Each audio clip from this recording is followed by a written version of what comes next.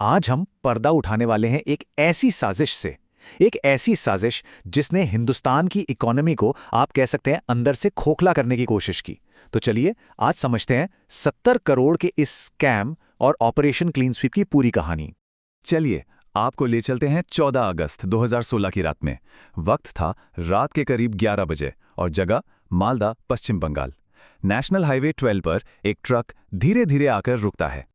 अब सोचिए, ट्रक का ड्राइवर बुरी तरह घबराया हुआ है। बाहर घना अंधेरा और हाईवे एकदम सुनसान। देखने में तो ट्रक सब्जियों की बोरियों से लदा है, पर उन बोरियों के नीचे जो छिपा था वो होश उड़ाने वाला था। पूरे 5 करोड़ रुपए, और वो भी नकली नोटों में। पर रुकिए, ये कहानी बस एक ट्रक की नहीं है। ये तो एक बहुत बड़े मकर जाल की सिर्फ एक छोटी सी कड़ी थी। तो कहानी का पहला पड़ाव यहीं से शुरू होता है। आधी रात को हुई ये एक मामूली सी लगने वाली रोक कैसे एक बहुत बड़ी साजिश का पर्दाफाश करने की पहली सीढ़ी बनी। ये मामला सिर्फ एक ट्रक और कुछ नकली नोटों का बिल्कुल नहीं था। ये एक ऐसे नेटवर्क का हिस्सा था जो आप समझिए कई सालों से चुपचाप हमारे देश में एक जहर घोल रहा था। एक ऐसा जहर जो हमारी अर्थव्यवस्था की जड़ों को हिलाने की ताकत रखता था। तो ये अदृश्य युद्ध था क्या? कौन थे इसके पीछे के मास्टरमाइंड, और आखिर किस तरीके से ये जंग लड़ी जा रही थी? चलिए अब इस पर बात करते हैं। इस जंग के हथियार का नाम था FICN, यानी fake Indian currency note.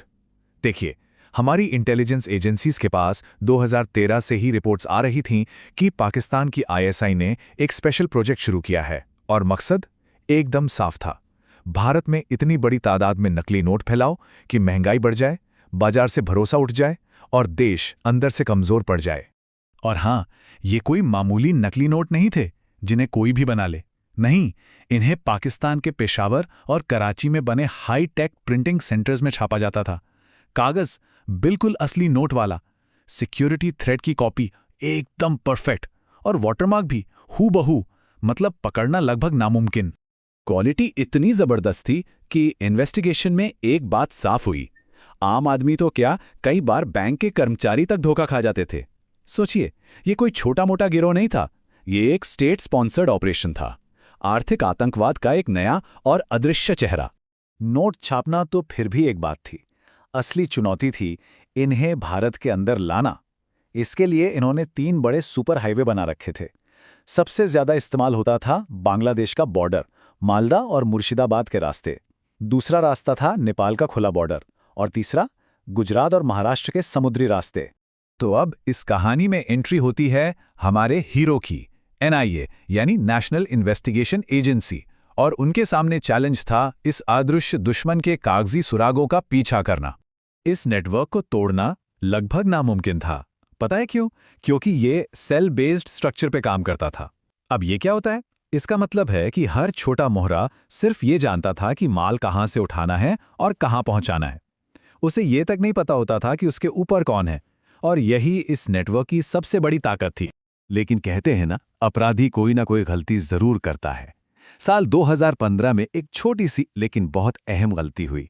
Bihar के दरभंगा में एक दुकानदार को एक नोट पर शक हुआ। वो नोट जब NIA तक पहुंचा तो उसके सीरियल नंबर ने एक पैटर्न खोलकर रख दिया।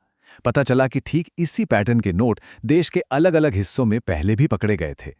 बस यही था पहला बड़ा ब्रेक थ्रू। NIA धीरे धीरे इस पूरे नेटवर्क का नक्शा बना ही रही थी कि तभी भारत सरकार ने एक ऐसा फैसला लिया जिसने इस पूरी साजिश की नींव हिलाकर रख दी। तारीख थी 8 नवंबर 2016। रात के 8 बजे प्रधानमंत्री ने ऐलान किया कि 500 और 1000 के नोट अब नहीं चलेंगे। पूरा देश हैरान था, लेकिन सबसे बड़ा झटका उन लोगों को लगा था जो इस देश के खिलाफ ये आर्थिक जंग छेड़े हुए थे। सिर्फ एक ऐलान और उनका पूरा बिजनेस मॉडल धड़ाम से गिर गया। जो नेटवर्क कल तक ऑर्गेनाइज था, अब उसमें अफरा तफरी और भगदड़ मची हुई थी। करोड़ों रुपए के नकली नोट रातों रात रद्दी के कागज बन गए, और जो लोग इन नोटों को दबाए बैठे थे वो बुरी तरह बौखला गए। और बौखलाहट में इंसान गलतियां करता ही है। किसी ने नोटों की गड्डियां नदियों में फेंक दीं, तो किसी ने उन्हें जला दिया, और कई लोगों ने तो घबराकर उन लोगों को फोन मिला दिए जो पहले से ही NIA के रडार पर थे। बस इन्हीं गलतियों ने NIA की झोली में वो सबूत और सुराग डाल दिए जिनकी उन्हें सालों से तलाश थी।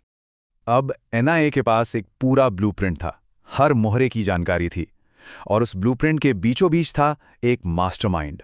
अब वक्त आ गया था आखिरी प्रहार का, वक्त था ऑपरेशन क्लीन स्वीप का। दिसंबर 2016, पूरे 6 हफ्तों की जबरदस्त प्लानिंग। एनआईए ने एक साथ एक ही वक्त पर धावा बोलने का प्लान बनाया। निशाने पर थे 14 ठिकाने। सोचिए, एक ही रात, एक ही समय, मालदा, मुर्शिदाबाद, दिल्ली, लखनऊ और कोलकाता, 5 शहर और 14 ठिकाने। ये एक हाईली सिंक्रोनाइज्ड ऑपरेशन था, ताकि किसी को भी भागने का एक पल भी ना मिले। उस एक रात में कुल 23 लोग गिरफ्तार हुए। और मास्टरमाइंड अब्दुल रहमान, वो दिल्ली के एक साधारण से किराए के फ्लैट से पकड़ा गया। ऊपर से देखने में वो एक मामूली इंपोर्ट एक्सपोर्ट का बिजनेसमैन था, लेकिन असल में वही था इंडिया में इस पूरे नेटवर्क का सरगना। जब एनआईए की टीम अंदर घुसी तो वो एक इनकोडेड डायरी को नष्ट करने की कोशिश कर रहा था। ऑपरेशन क्लीन स्वीप यकीनन एक बहुत बड़ी जीत थी, लेकिन क्या ये जंग यहीं खत्म हो गई? चलिए अब इसके बाद क्या हुआ और आगे क्या चुनौतियां हैं, इस पर नजर डालते हैं।